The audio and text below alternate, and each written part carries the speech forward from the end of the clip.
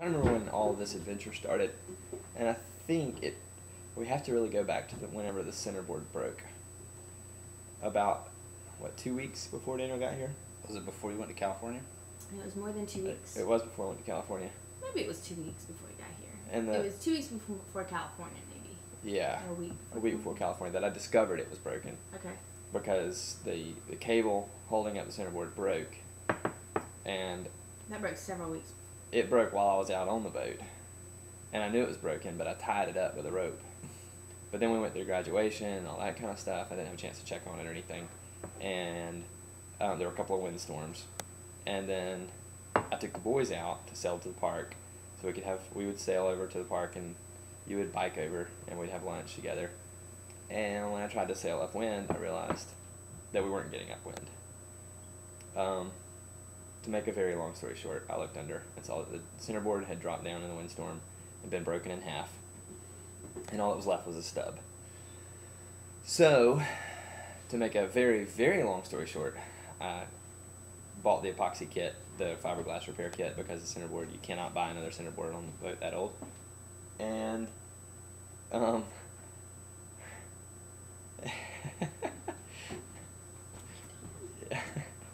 You just got on a video. I can cut that bit out. Repeat that. So yeah, you can't buy a centerboard for that boat. So I bought the fiberglass repair kit and everything. Spent days working on it. Had everything pretty close to, I think, ready to go by the time Daniel got here. The other thing that happened was while I was in California, the boat blew ashore. So got back from California, had a few days between California and Daniel getting here to get the boat off land, tie it up at the pier, fix a centerboard, and stock the boat, get everything ready so that we can take off as soon as he gets here. But then the night before we left, we had another windstorm. I had the boat tied to the pier because... The night before I came here. Yeah, the night before Daniel got here. We had the boat tied to the pier with 3 ropes, 2 up front and 1 in the back. The 2 in the front snapped, leaving the only the one in the back, which caused the boat to rotate around away from the wind, causing the back of the boat to smash against the pier, breaking one of the 2x4s completely. It doesn't even, you can't even find the parts to that 2x4 on the pier that reach to the other post on the pier. Yeah. And knocked another 2x4 loose and a 2x6 loose, as well as damaging the big, huge post, the telephone pole size post. And Bashed it's the not engine. on, doesn't it? It looks like. It does, because it just kept banging and banging and banging, and it made the engine just a pulp of metal. Knocked the engine to the bottom of the bay, knocked it off the motor mount, then broke the motor mount into pieces.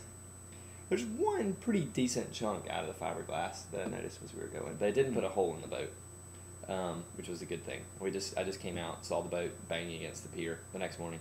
Came out the next morning, saw the boat banging against the pier, and the motor was not to be seen, nor was the motor mount, except for the twisted, mangled remains. About half of the motor mount was there. And this was about 24 hours before we were hoping to leave. Yeah, this is about probably 12 hours before I'm supposed to pick you up at the airport. So we spend the day. Kate, why did we go to Easton? We had some reason to go to Easton. The boys had their rabies vaccines. The boys had their physical rabies therapy. That's right. The boys had their rabies vaccine because the there I did that. The rabid raccoon bit the board member's wife 3 weeks ago, something like that, and we were afraid Ginger might have it. So the boys are going through their rabies treatment. While you were in physical therapy, I took the boys to get their shot, and then started looking for a new outboard. I started looking for my outboard, which was at Bill's Outboards on consignment for sale. But Bill had just had major surgery, so nobody was there to let me in to get my motor. So I'm looking around trying to find a motor. We know we have to have a motor because we have dinner Sunday night at Knapp's Narrows, and there's no way to get in there without a motor because of the current and the narrow and all that sort of thing.